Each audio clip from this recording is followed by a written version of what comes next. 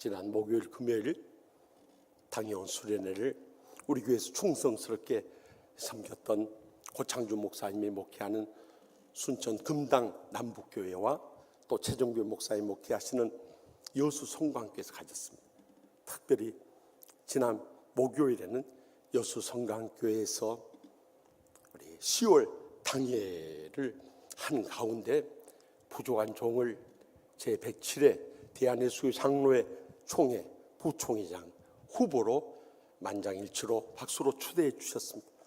저는 종교개혁주의를 앞두고 이 결정을 해주고 또 여러분 앞에 알릴 수 있다는 것이 무한한 감사와 영광과 또 참 기쁨을 여러분과 함께 나누고 싶습니다.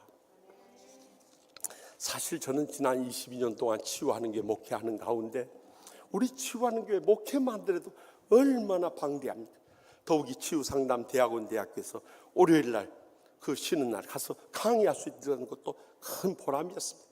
더 나가서 국내 이 부름을 따라서 가서 참 치유 성회를 할 수 있다는 것이 큰 만족이고 행복이었습니다. 그런데 지금부터 약 20년 가까이 우리 교회가 한참 혼란 가운데 빠져 있을 때 그때 당시 협동 안수지 집사님이었던 현재 우리 교회 선임 장로님이신 황진웅 장로님이 저희 방에 찾아와서 그래요. 목사님 같은 분이 교회와 노예와 총회를 개혁하는 총회장이 되었으면 좋겠습니다. 목사님 총회장 되실 때까지 제가 열심히 기도하면서 적극적으로 후원하겠습니다. 그 말씀하시요. 그래서 저는 그때 마음속으로 그랬습니다. 아니 지금 목회하기도 힘들어 죽겠구만. 고소 때문에 시달려고 막 죽을 맛인데 뭔 총회장 말씀을 하냐고. 그렇게 저는 정말 이해를 못했습니다.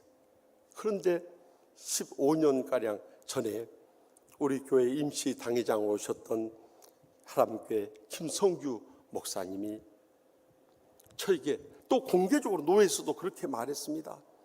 우리 영등포 노회가 지금까지 증경 총회장 방질 목사님, 유웅 목사님, 또 김동엽 목사님을 총회장으로 냈는데 앞으로 김은식 목사님을 길러야 됩니다 하고 공공연하게 말해서 아니 내가 당회장 하기도 힘든데 노회장도 아직 안 했는데 뭔 총회장이냐고 그저 감사한 마음으로만 받아들였습니다. 그런데 불과 5년 전에 존경하는 증경 총회장이신 박종순 목사님, 김동엽 목사님, 최기양 목사님이 저를 부르셨습니다. 강남권형 앞으로 5년 뒤에 누구 나올 사람 있느냐고 이렇게 물으신 다음에 저에게 지금부터 준비하라고 권면하셨습니다. 사실 제가 존경하는 증경 총회장 목사님들께서 저에게 부총회장 준비를 하라고 그래서 그때부터 기도를 시작했습니다. 사실 지난 22년 전부터 이 목회해오는 10년 동안 우리가 부임하기 2년 전부터 이 시작되었던 고소 고발로 인해서 참으로 혼란 가운데 빠져 있었습니다. 저 자신만 해도 54건의 고소를 당할 정도로 큰 시련을 겪었습니다. 그래서 저는 어떻게 해서든지 우리 교회를 치유하고 개혁하고 부흥시키게 한다는 이런 일념을 가지고 목회해 왔어요. 그런데 하나님의 기적적인 은혜가 임하고 또 여러분들이 주의 종과 뜻을 같이해서 합력의 줌으로 인해서 우리는 그 환난과 핍박 속에서도 갑절의 부흥을 이룰 수 있었어요. 그리고 10년의 그런 환난의 시대가 지난 다음에 우리가 2년 만에 걸쳐서 새 성전을 건축하고 또 지난 10년 동안 정말 행복한 이 목회를 해올 수 있었습니다. 그런데 1년 10개월 전에 갑작스럽게 코로나19가 닥치게 됐어요.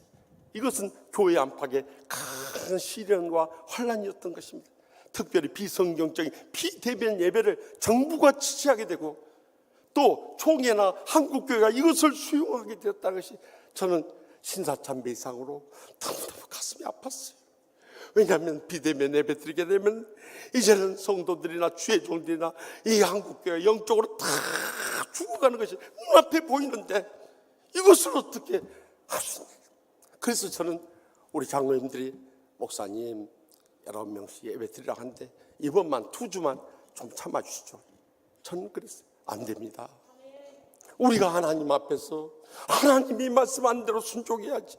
우리가 정부 지시에 따라서 예배를 멈출 수 없습니다. 비대면 예배는 예배가 아닙니다. 그것은 인간의 편의를 따라서 만들어낸 인본주의 예배이지 하나님이 기뻐하실 예배가 아닙니다. 그렇기 때문에 지켜야 됩니다. 그래도 우리 장로님들이 다 따라주셔서 지난 1년 10개월 동안을 우리는 끝까지 성전 예배를 사수할 수 있었어요.